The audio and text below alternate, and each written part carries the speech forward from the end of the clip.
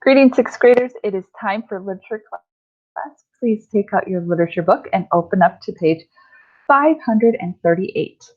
Today we are looking at the story From Woodsong. The word from lets us know that this is from a larger portion of a story. Story is called Woodsong. This is just a snippet or a portion of it. So on page 538, we're going to read the Before You Read page together, and then your assignment is to do personal response and then do numbers 1 through 4. Yes, 1 through 4. I know there's a break at 3, but I still want you to do number 4. And then read the literary element box and answer number 1.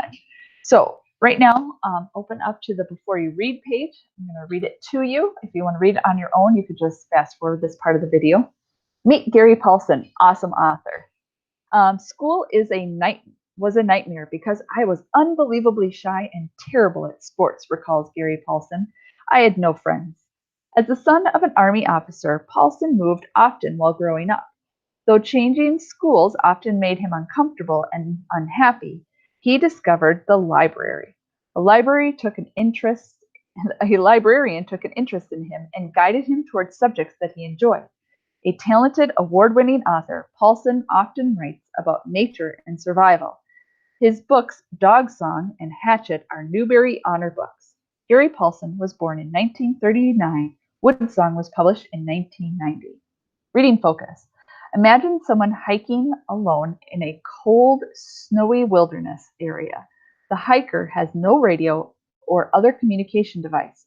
What are some dangers that the hiker might face? Well, they probably have to stay free from injury. They probably have to be careful not to get too cold or not to maybe get wet. They probably have to have good transportation, or very, very quickly it could turn into a survival situation. Look at building background. Did you know? In Woodsong, Gary Paulson writes about working as a trapper, mostly of coyotes and beavers, deep in the forest of, where? Minnesota. A friend offered him a dog team to help him with his work. One night, in the moonlight, he was crossing Clearwater Lake, he recalls. There was no one around, and all I could hear was the rhythm of the dogs breathing as they pulled the sled. The steam from the dogs' breath all but hid their bodies. The entire world seemed to glisten. It almost stopped my heart. I've never seen anything so beautiful.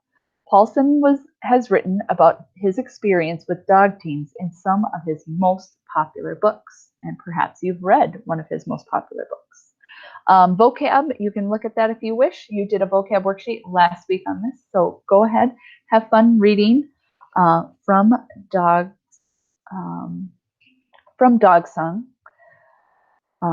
Here is the first page, and when you get to the end, this is where your questions are. So you're going to answer one of these personal responses. Which images from the story stay in your mind, or how similar was the author's experience to the dangers you imagined that we just talked about? And you're going to answer 1, 2, and 3.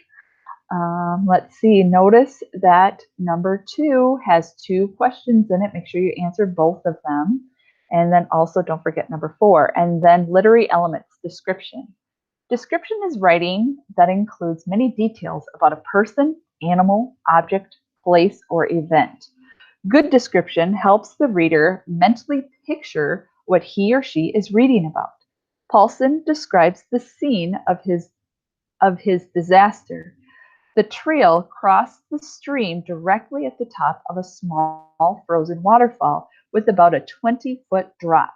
Later, I saw the beauty of it, the falling lobes of blue ice that had grown as the water froze and refroze, layering on itself.